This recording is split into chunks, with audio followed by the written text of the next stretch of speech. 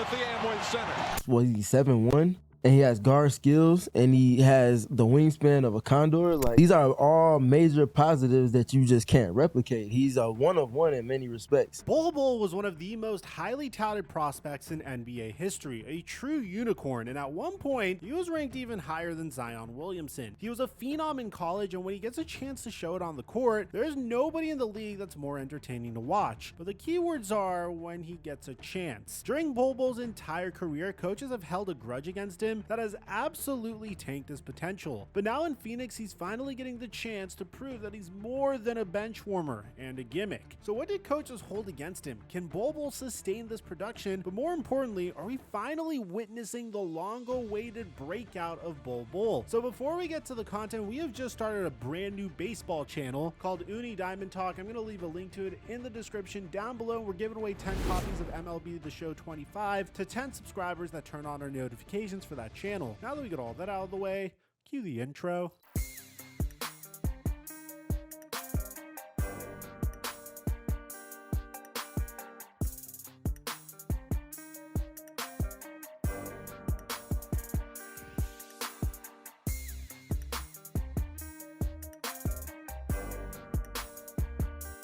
We've been on an amazing streak on Prize Picks, making $400 off of our last 3 picks, which proves that my data analysis model works. Sign up for Prize Picks using my promo code microphone to get $50 when you make a play of $5, and follow my Instagram at TheFlightMike to see my plays. I also give away additional plays on patreon.com/microphone, and thank you Prize Picks for the sponsor. Mic check 1 2 1 2. What's going on, everybody? If you don't remember Bol Bol's recruiting process, you must have been living under a rock. Even before Bol Bol was a top 5 player in the country, he made waves for this insane highlight video that went viral in 2012. And no, your eyes do not deceive you. He was a gargantuan 6'5" in 7th grade. Obviously, his size is a gift from his father, Manute Bol. But unlike his father, the one thing Bol Bol had over Manute Bol was that he was an excellent ball handler and could legitimately shoot from anywhere on the court. Bol got his first Division I scholarship offer before he was in high school, getting an offer from New Mexico State. And from there, the offers kept piling up, and so did his height. By the time Bol Bol was a freshman in high school, he was already 6'10" and was absolutely breaking the game of basketball. I mean, just look at this high school tape. He is the tallest man on the court and might also be the best shooter and ball handler as well. What we are now seeing from Victor Wembanyama or Chet Holmgren in the NBA, Bol Bol was doing half a decade ago in high school. Now, I know it might sound like I'm overhyping him, but I want to take you back to what it was actually like during that era. I don't want to underestimate the hype this guy was getting back in 2018. I mean, look at Rival's top 150 player rankings from back in 2018. He was ranked number 4 in the nation, ahead of guys like Tubby McFat, Anthony Simons, Kevin Porter, and Darius Garland. This man was supposed to be Wemby before Wemby. Bol would commit to Oregon, where in just 9 games, he was undoubtedly the best player in the nation. 21 points per game, 10 boards, and over 3 stocks. All, mind you, while shooting over 56% from the field and over 50% from 3. Now, I know what you guys are going to be saying. Mike, that's just a 9-game sample size. I don't care if it's a 9-game sample size. That's still insane. This is a 7'3" center with guard skills who is shooting 52% from beyond the arc. So you would think teams would be lining up to select him number 1 overall. And originally they were. And right when you thought things couldn't get any better for Bol Bol, tragedy would strike. Bol Bol would suffer a foot fracture and was forced to miss the rest of the season. And just like that, his college career lasted a grand total of 9 games. Now, you might be wondering why this is such a big deal. If any other player that was 6'4" or 6'7" or 6'10" suffered a foot fracture, teams wouldn't really care. But when you take a look at the average 7'3" player in the NBA, the top thing that sabotages their careers are always foot injuries. So teams felt like Bol Bol was going to be another injury-prone tall player in the NBA. But still, if you listen to analysts, his draft stock was still high. So let's get it started at 23. Take it away, boys. At 23, I'm going with Bol Bol. Utah Jazz, they can groom him behind a guy like Rudy Gobert. He is a top 5 talent in this draft. 7'3", 7'7" wingspan, can handle, can shoot, can block shots. He's worth the risk there at 23. So at this point, you would think that Bol would at least be a top 10 pick, and then a huge surprise would come on the night of the NBA draft. Bol Bol wouldn't get selected in the top 5 or the top 10. He wouldn't get selected in the top 20 or even the first round. He wouldn't even be selected within the first 10 picks of the second round. He was selected 44th overall, and then following that, he was traded on draft night. I mean, yeah, there is certainly a reason to be concerned with injuries, but why is a guy who's a consensus top 5 talent falling out of the first round of the NBA draft? Well, there was more issues than just his injuries. Apparently, scouts and general managers had a huge issue with Bol Bol, and it had to do with his love for the game of basketball and his work ethic, which in all honesty, I can't really fault a team for passing on a player for just not looking like he's going to develop. I mean, look at what happened to Zion Williamson now. Look at what's happened to Ben Simmons over the past couple of years. Look at what happened to DeAndre Ayton. These are all 3 players with God-gifted generational talent and skills that people would die for that aren't living up to their potential. In high school, Bol Bol changed schools not once, not twice, not even 3 times, but 4 times. Usually this can be a signal to scouts and general managers that a player doesn't have a good drive and might be searching for an easier situation to succeed in. Now, me personally, I don't think that's what that means, but that's strictly from a scouting perspective. But in case you have any doubts on this claim, Bol Bol even admitted himself years later. When you combine the lack of work ethic with injury risk, and some teams just felt like the juice wasn't worth the squeeze here. The result, Bol Bol slid all the way to the 44th pick in the hands of one of the best developmental teams in the NBA, the Miami Heat, who immediately traded his rights to Denver. Not even Pat Riley and Eric Spoelstra wanted to try to help Bol Bol, which this was probably the worst position for Bol Bol, honestly, because he would not succeed with the Denver Nuggets, and it had nothing to do with what was already mentioned. Bol Bol was in Denver for 3 seasons, and in those 3 seasons, he started for only 2 games. Now, from a quick glance, you could easily blame his work ethic, or maybe the Denver Nuggets had him on a minutes restriction due to his injury risk. But no,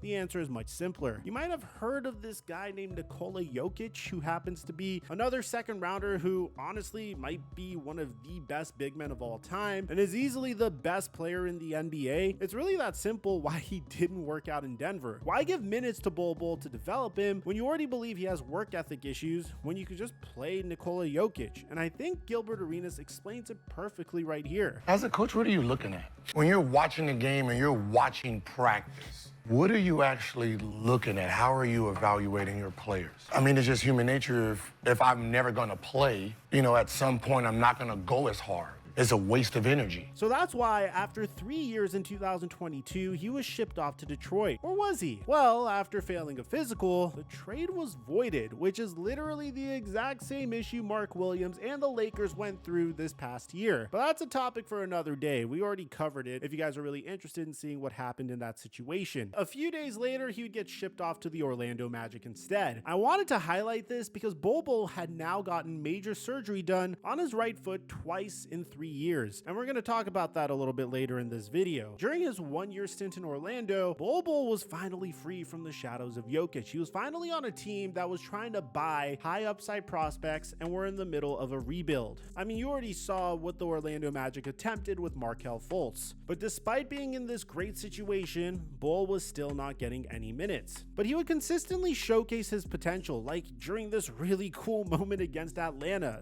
But aside from that, nothing. To put things into perspective, Bol Bol had now been in the NBA for 4 years and had only logged 30 or more minutes played just 12 times, all of which was in Orlando. The Orlando Magic had enough of the Bol Bol experiment and waived him after the 2023 season, leaving him to get picked up by the Phoenix Suns. And his first season with the Sun, he played in 0 games where he played 30 or more minutes, which I really couldn't understand why, because the Phoenix Suns really had a lot of issues with depth. I guess they were afraid that he'll suffer a 3rd right foot injury, which could end his career, but he's got to be better than Jusuf Nurkic. You're telling me that him, Kevin Durant, Beal, and Booker wouldn't have been dangerous? Like, who are you doubling at that point when you got your 5-man that can actually shoot 3s too? And can dive, and can do floaters. Like, it was just one of those things. Shots. And block, like...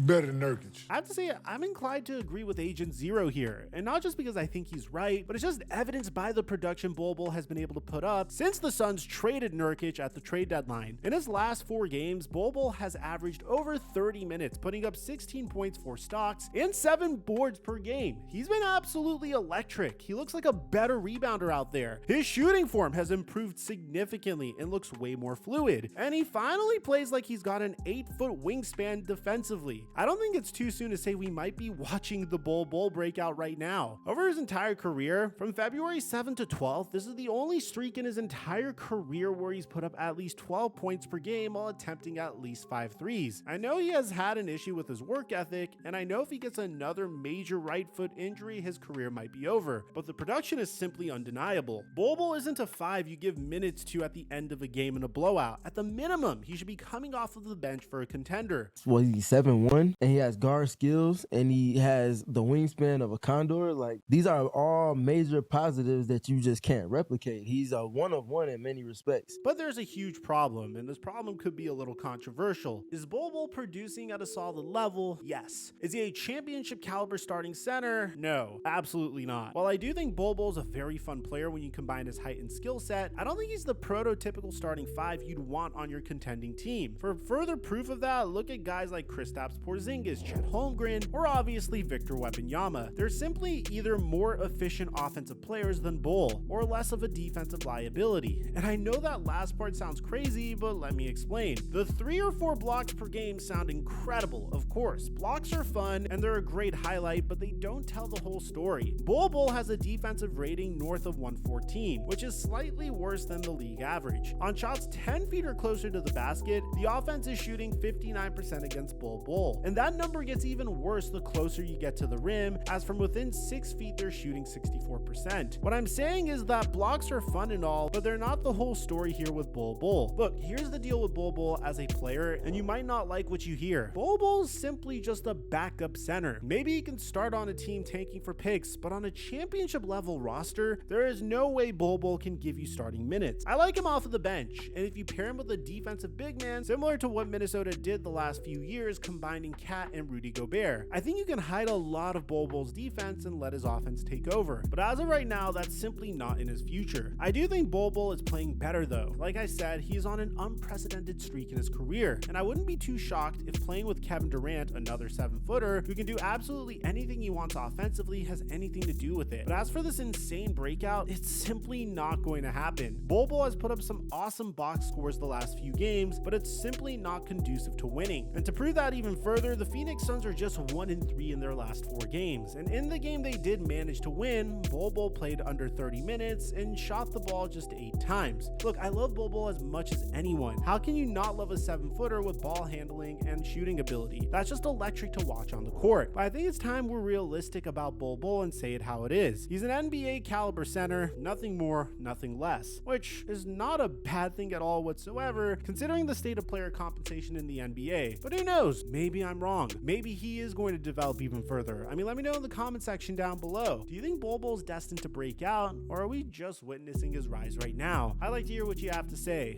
Aside from that, I'm your boy Mike, and I'm dropping our mic until our next upload.